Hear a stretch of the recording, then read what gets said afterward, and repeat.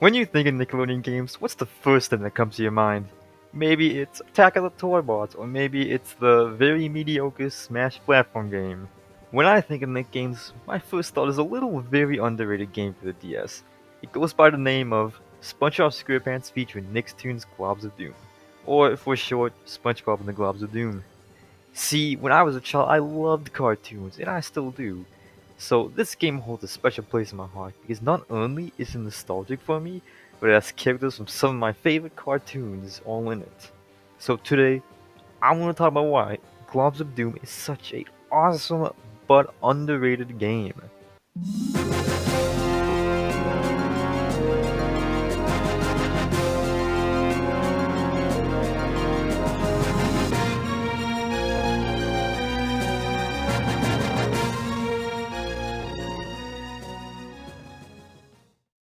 Globs of Doom was a platformer game for the original DS. Its main gimmick was you were able to take control of two characters, each with different moves. Each world would have 3 stages filled with puzzles and obstacles, then it would always end in a boss fight. The game has 10 playable characters, all from 5 different shows each. You have SpongeBob and Plankton from SpongeBob SquarePants, Big one! Take us behind those rocks. Moving behind the rocks!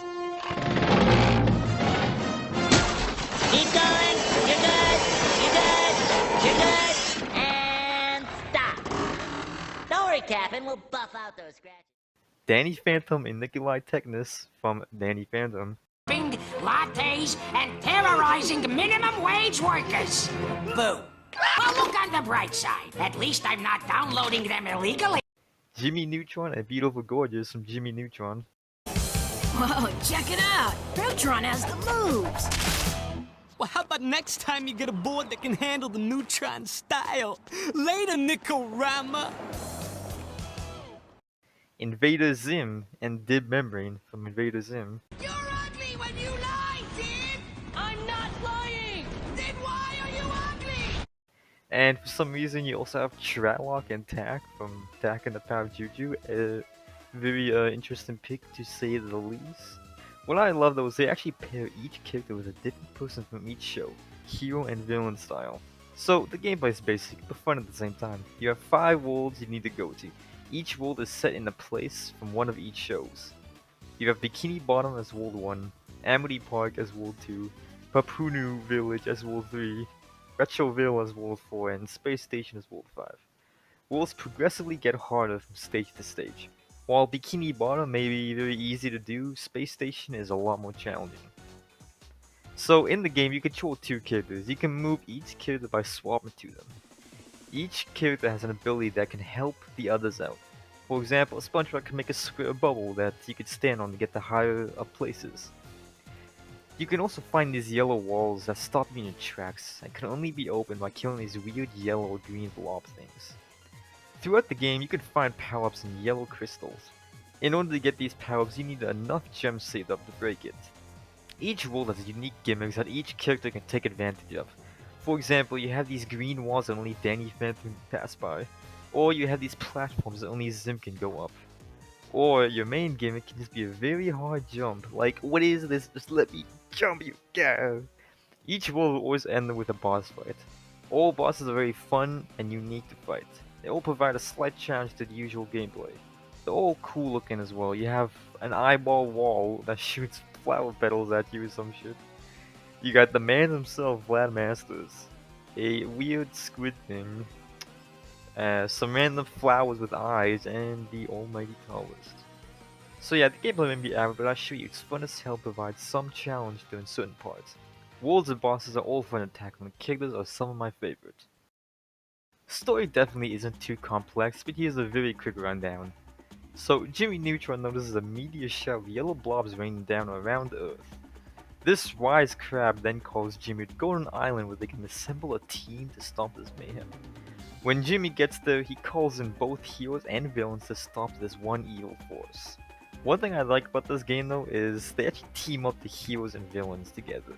So every team is usually consists of a hero and a villain, except for 2 teams. Cause yeah, the teams that were made were SpongeBob and Technus, Danny Phantom and Plankton, Beautiful Gorgeous and Tak, Jimmy Neutron and Dib Membrane, and then Zim and Traloc. Interesting combinations, but it makes them unique. After discussing the plan, each team goes to explore and stop the goof in various locations. After going through the 4 locations, they notice one last meteor in orbit. So to stop that, they send Zim and Traloc to board a ship and try to stop it.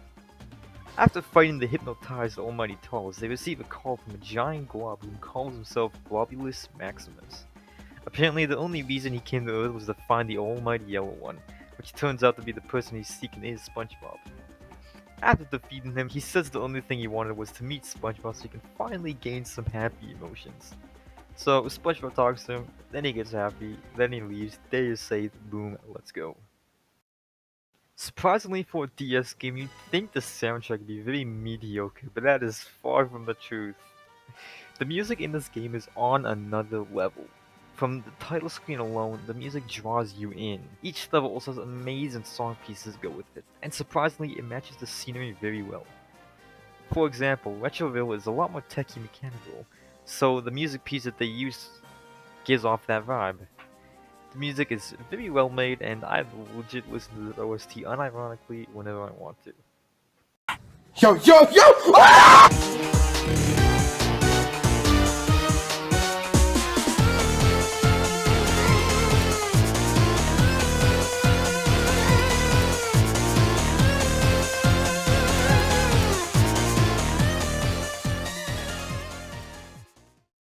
Globs of Doom will forever be in my heart for best games.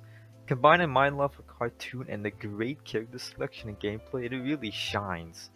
For this reason alone, this is why Globs of Doom is such an awesome, yet underrated game. Sorry for this video being so short, but I just kinda wanted to pump this idea out. And plus, it is just a simple DS game, so I mean, what else am I supposed to talk about? Hope you enjoyed the video. It may not be a long one, but I just wanted to talk about my opinions on this game and hopefully get more people to try it out. Make sure to give all these shows a watch because they are all masterpieces. So yeah, make sure to like, subscribe, and until next time, I shall see you guys. Hopefully not have a 4-month wait. See ya.